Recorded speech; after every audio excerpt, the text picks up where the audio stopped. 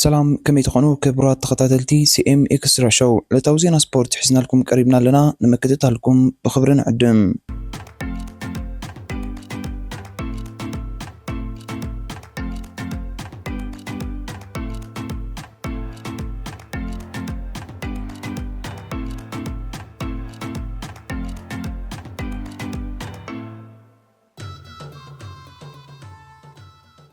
نزحلف شوعات معالتات مكيات صنحه مبل 3 عامت وددر ترينو اندارتيكو سنبت 16 مغابيت بشوعي مدركو تزازيمو ابزاني موداتا مدرك لما تقدمتي 247 كيلومتر زرحقتا وددر يما كايدوم اموداتا عباي وجلت اكباب زكير التحيل قصبتا وددر ايطالياوي ابال امريكاويت كلب لدي تريك جوناثان ميلان نوددرو بسس ساعات 8 دقيقه شوعات كاريتن بمزام عوتشوعي مدرك ترينو اندارتيكو هينو ابال ايجوت ايرلانداوي سام بنتن هولنداوي ابال تيم فيزما اولاف كويجن دما بتمسسل غزي كلاين سلساين ترتحيزوم حنصاص رغيصوم ابال اسبانيويت كلب موفيستار ناتنايل تسفاصين بتمسسل غزي شامنايتر تاب محز مس قدامت 10 بمقتاو زبلص درجو اب زودر مسغيبو وترو اب عوجناتان ميلان اجامو كامصوات زي بكره مانيل غرو زابير دما ب 58 كاليتار دحرو مبل 109 ترتحيزو ودرو زازيمو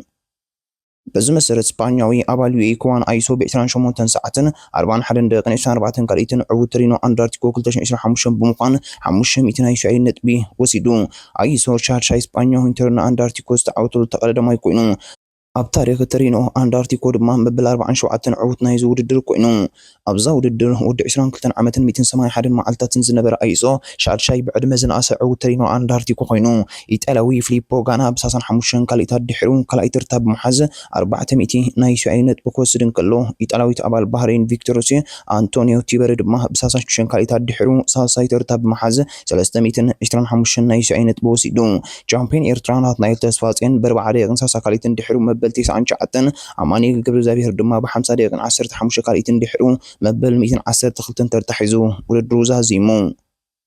بنتبي إيطالياوي جوناثان ميلان بربع حال النت بقدامه يكونوا تعويتو بريطانياوي توماس بيتكوك ب 28 النت بقالأي هولنداوي اولاف كويجي ب 27 النت بي سالساي ناتنايل تسفازين دما ب3 نت بي مبل 37 ترتحيزو إيطالياوي ابال باردياني مانويل تاروزي ب 32 نت بي عم بس عقب ترينو اندارتيكو كونوا تعويتو اسبانياوي كوان ايسو ب 20 نت بقالأي بريطانياوي توماس بيتكوك دما ب 13 نت بي سالساي ترتحيزو عوتنا يزود الدر اسبانياوي ايسو نت انطونيو تيبرن كيفن فاكولينن اختلو عود بلوص منسي ترينيا اندارتيكو كوينو بغانتا دما يو اي اماراتس قدامي تكوينا تعويتا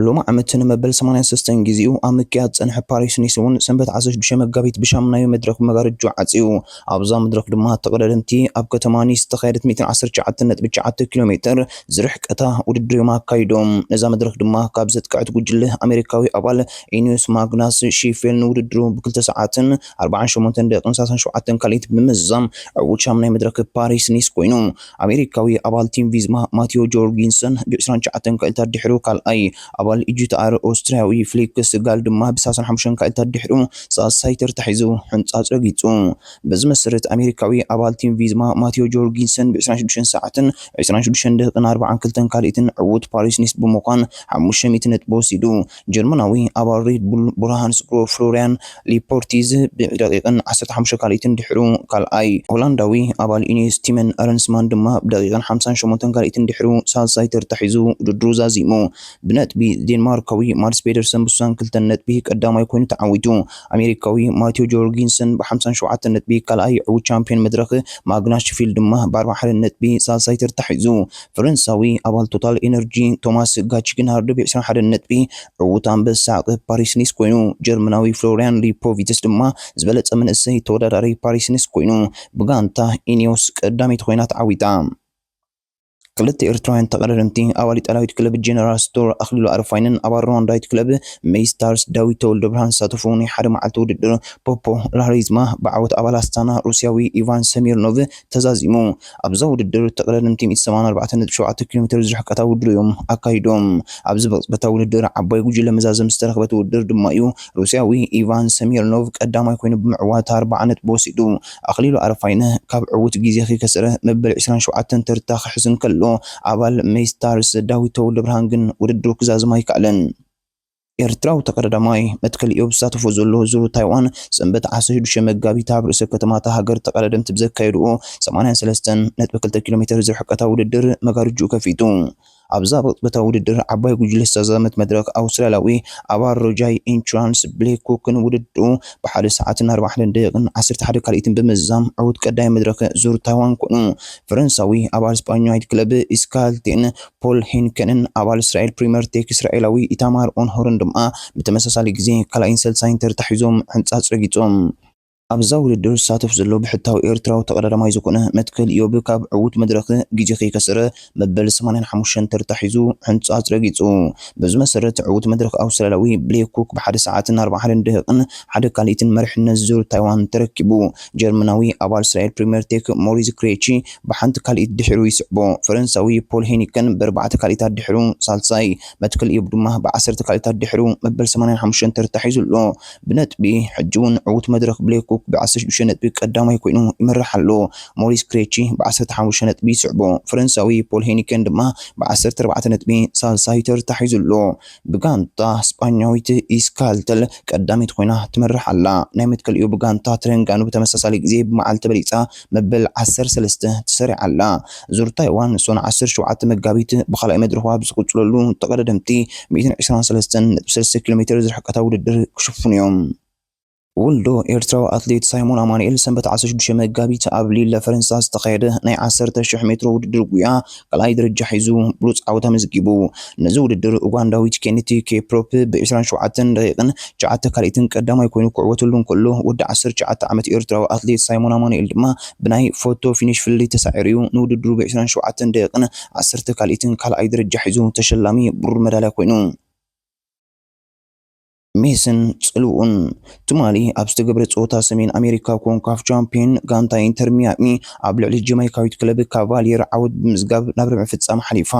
20 መዓልቲ ብሰንኪ ተመጣጣኒ ማህረምቲ ወላ እኳ ካብ ጾታን ተረሓቐ ሸቶታት መቁፃር ግን ልክዕ ከም ባናና ቀሊጥካ ምብላዕ ኣዝዩ ቀሊል ዝኾነሉ ብሉፅ ተፃዋቲ ዓለምና ሊዮነል መሲ ኣብቲ ጾታ ተቐይሩ ብምእታው እንኮ ሸቶ ክቁፅር ከሎ እታ ዝተረፈ ሸቶ ድማ ተፃዋታይ ባርሴሎና ሊቨርፑል ነበር ሉዊስ ስዋሬዝ ኣቁፂርዋ ክለብ ኢንተር ሚያሚ ኣብ ቀዳማይ እግሪ ክልተ ባሮ ክትዕወት ሕጂውን ኣብ ካልኣይ እግሪ ናይ መልሲ ጾታ ብተመሳሳሊ ውፅኢት ዓወት ምዝጋብ ብድምር 4 ባዶ ብምዕዋት ናብ ረብዒ ፍጻሜ ሓሊፋ እታ ጋንታ ናብ ረብዒ ፍጻሜ ድሕሪ ምሕላፋ ስዒቡ ናይ ጋንታ ኦሊቨር ጂሩድ ሎስ አንጀለስ ክትገጥም እያ እቲ ብጣዕሚ ዝገርም ድማ ኣብ ዝኸዶ ተፅዕኖ ናይ ምፍጣር ዓብ ክእለትን ባህርን ዘለዎ ንጉስ ሊዮነል መሲ ጀማይካዊት ክለብ ካቫሊየር ስቴዲየማ 3,000 ብዝሕሰብ ጥራይ ክሕዝ ዝኽእል ስለዝኾነ ነቲ ብሉፅ ተፃዋታይ ሊዮነል መሲ ክዕዘብ ሰብ ምብዝሑን ከምኡውን ኣቐዲሙን ትኬት ናይቲ ስታዲየም ተሸይጡ ስለዝተወድአ ኣብ 30,000 ብዝሕሰብ ክሕዝ ዝኽእል ሃገራዊ ስታዲየም ጀማይካ ብሰንኪ ሊዮነል መሲ ንክለብ ኢንተር ሚያሚ እንግዳ ክትፃወት ተገዲዳ ብተወሳኺ ሊዮነል መሲ ሃገር ጀማይካ ተጓዒዙ ተፃወተላ መበል 51 ሃገር ኮይና ክትምዝገብ ከላ ብተወሳኺ እውን ቀዳማይ ሚኒስትር ሃገር ጀማይካ ኣንድሬው ሆሎንስ ምስ ክብርቲ በዓልቲ ቤቱ ስፖርት ሚኒስትር ሃገር ጀማይካ መዘናግዕን ቱሪዝምን ሚኒስተርን ካልኦት ዓበይቲ ሰበስልጣናት ሃገር ብኣሽሓት ዝቁፅሩ ደገፍትን ነቲ ብሉፅ ተፃዋታይ ዓለምና ሊዮነል መሲ ክሪኡ ኣብቲ ስታዲየም ከም ዝተረኸቡ ይፍለጥ ኣርሰናል ዓብ ወፃኢታት ክለብ ሰሜን ለንደን ኣርሰናል ኣብ ዝመጽእ ክረማት ኣብ ዝውውር ምስጋር ክትነጽፍ ትጽቢት ይግበር ጋነርስ 300 ሚልዮን ፓውንድ ዝውውር መስኮት ኣብ ምድላው ከም ዝነበረት ይግለጽ ክለብ ኣርሰናል ኣብ ቀረባ እዋን ዘውፅኣቶ ሚዛን ሓሳባ ኣብ ዝውውር ገንዘብ ብዙሕ ገንዘብ ከተውፅእ ምዃና ዘኣትሌቲክ ጸብጺቡ ጋነርስ ብብዙሕ ወፃኢታት ኣጥቃዒ ከተፈርምን ንማርቲን ዙቢሜንዲ ክትውድእ እንተኮይና ዝያዳ ተጻዋቲ ክትሸይጥ ከድልያ ዝኾነ ጋንታ ክሕብር ነስዒቡ ኣርሰናል ኣብ ክልተ ተጻዋቲ ዓብ ገንዘብ እንተውፅያ ብርክ ዝብል ተጻዋቲ ካብታ ክለብ ክወፁ ከም ዝኽእሉ ክግለጽ ጸኒሑ ሲቲ ኣብ ኣሰላልፋ ንምንታይ ዝተፈለየ ስእሊ ተጠቒማ ክለብ ማንቸስተር ሲቲ ኣንጻር ብራይተን ዘካየደቶ ጾታ ሓድሽ ቅዲ ኣሰላልፋ ኣፍሊጣ ስእሊ ተጻዋቲ ብፍሉይ መንገዲ ብምቕራብ ሓድሽ ቅዲ ኣሰላልፋ ኣፍሊጣ ክለብ ማንቸስተር ሲቲ ምስ ማሕበረሰብታ ከተማ ዘለዋ ርክብ ንምሕያል ዝዓለመ ዓመታዊ ውድድርታ ክለብ ሎማ ኣንጻር ብራይተን ዘካየደቶ ጾታ ብዒላ ብተወሳኺ እታ ክለብ ዝጥቀመላ ናይ መስርዕ ስእሊ ብተምሃሮ መባእታ ኣብያተ ትምህርትታ ከተማ ዝተሰኣለት እዩ ማንቸስተር ሲቲ ንህፃናት ንኩሎም ተጻወቲ ክሰኣል ከም ዝሓተተት ተገሊጹ እተን ስእልታት ድማ መጀመርያ ናብቶም ተጻወቲ ከም ዝተላእከ ተገሊጹ ብተወሳኺ እቲ ስታዲየም ሲቲ ኢን ዘ ኮሚኒቲ ናብ ኢቲሓድ ስታዲየም ናይ ሎሚ ጸወታ ከም ዝተቐየረ ይፍለጥ ብህፃናት ዝተሰኣለ ምስሊ ተጻወቲ ኣብ ናይ ሎሚ ጸወታ ኣንጻር ብራይተን ከም ኣድላይነቱ ኣብ ጥቕሚ ከም ዝውዕል ተገሊጹ ኤርሊንግ ሃላንድ ሓድሽ ታሪክ ጽሒፉ ኖርዌጃዊት ከዓይ ኤርሊንግ ሃላንድ ኣብ ውሕዳት ጾታታት ፕሪምየር ሊግ እንግሊዝ 100 ናይ ሹታት ተሳትፎ ዘካየደ ፈላማይ ተጻዋታይ ኮይኑ ኤርሊንግ ሃላንድ ካብ 94 ጾታታት ፕሪምየር ሊግ እንግሊዝ ኣብ 100 ሹታት ተሳቲፉ ኣጥቃዓይ ኤርሊንግ ሃላንድ ትሕቲ 100 ጾታታት ኣካይዱ ኣብ 100 ሹታት ዝተሳተፈ ፈላማይ ተጻዋታይ እዩ። ሃላንድ ኣብ ናይ ሊግ ጾታታቱ 84 ሹታት ከምዝግብ ከሎ 16 ድማ ኣሲስት ገይሩ። ካብ ውሕድ ጾታታት ኣብ 100 ናይ ሹታት ተሳትፎ ዘካየዱ በዓል መን ይበሃሉ? ኤርሊንግ ሃላንድ ካብ 94 ጾታታት፣ ኣለን ሽረር ካብ 100 ጾታታት፣ መሐመድ ሰላሕ ካብ 116 ጾታታት፣ ኤሪክ ካንቶና ካብ 116 ጾታታት። ጋነርስ ኣገዳሲ ዓወታን ክለብ ኣርሰናል ኣብ ፕሪምየር ሊግ እንግሊዝ አንጻር ቸልሲ ኣብ ዘካየደቶ ግጥም ብጸቢብ ሓደ ባሩ ተዓዊታ ስፓኛዊ ሚኬል መሪኖ ተኣንኮነ ዓውሸቶ ጋነርስ ኣመዝጊቡ። ኣብዚ ቀረባ እዋን ካብ ማረምቲ ዝተመለሰ ብራዚላዊ ተቃዓይ ጋብሪኤል ማርቲኔሊ ኣብዚ ግጥም ማረምቲ ገጢምኦ። ኣርሰናል ኣብዚ ዓመት ስፖርት ካብ ኩርናዓት 11 ሸቶታት ብምዝጋብ ካብ ማንም ክለብ ፕሪምየር ሊግ ንላዕሊ ዝበዝሕ ሸቶታት ኣመዝጊባ። ሰሜን ለንደን ክለብ ኣርሰናል ካብ ምጅማር ዝሓለፈ ዓመት ስፖርት ጀሚራ 27 ብናይ ማእዘን ብኩርናዕ ሸቶታት ብምዝጋብ ካብታ ኣብ ቀረባ ዘላ ክለብ ب10 ብዝሕ ሾታት ክቢላ ትርከብ። ሚኬል መሪኖ ኣብ ዝሓለፈ 3 ጾታታት ከመጥቃዓይ ኮይኑ ካብ ዝተሰለፈለን ጾታታት 3 ሾታት ፕሪምየር ሊግ ኣመዝጊቡሎ።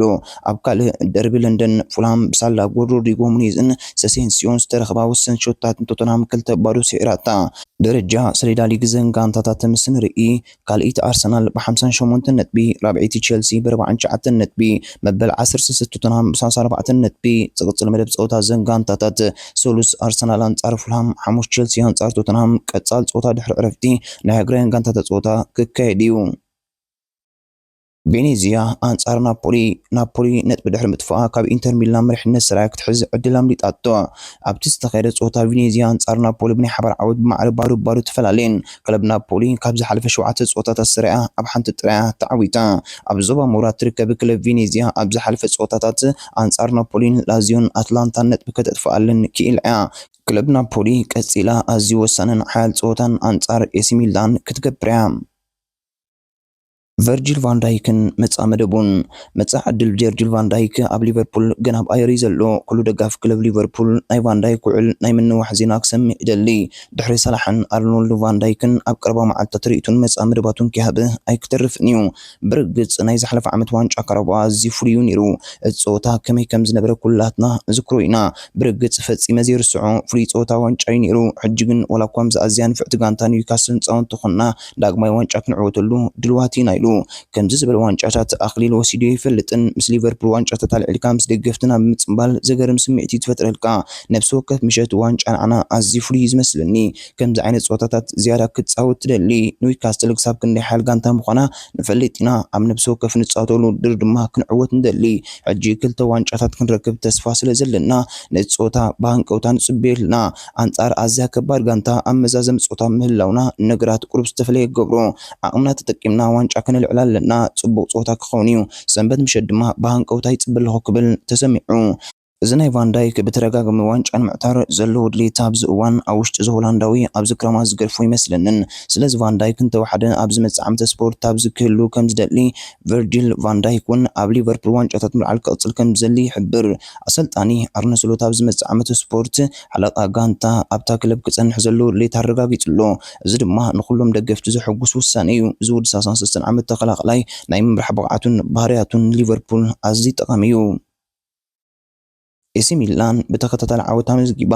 ኣብ ሰራይ ኢጣልያ ክለብ ኤሲ ሚላን ኣብ መበል 29 ሰሙን አንጻር ኮሞ ኣብ ዘካየደቶ ጸወታ ብጸቢብ 2-1 ተዓዊታ። ክሪስቲያን ፑሊሲችን ሬነስን ንኤሲ ሚላን ናይ ዓወት ከምዝግቡን ከልኡ ኩንሃ ድማ ንኮሞታ እንኮሸቶ ኣመዝጊብዋ። ኣብዚ ጸወታ ተጻዋታይ ክለብ ኮሞ ደልዓልን ኣሰልጣንታ ሴስክ ፋብሪጋስን ቅሕ ካርድ ተዋሂቦም። ኣብ መበል 80 ደቂቃ ተቐይሩ ምስ ኮሞ ንፈለማ ግዚኡ ጸወታ ዘካየደ ደልዓሊ ኣብ መበል 90 ደቂቃ ብቀይሕ ካርድ ካብ ሜዳ ተባሪሩ። ሰደዳ ደረጃ ሊግ ዘንጋንታታት ምስ ንርኢ ሻውዒቲ ኤሲ ሚላን ብ47 ነጥቢ፣ መበል 13 ኮሞ ብ29 ነጥቢ። ዝቕጽል መደብ ጸወታ ዘንጋንታታት ሰንበት ናፖሊ አንጻር ኤሲ ሚላን፣ ቀዳም ኮሞ አንጻር ኤምፖሊ ክገጥመን።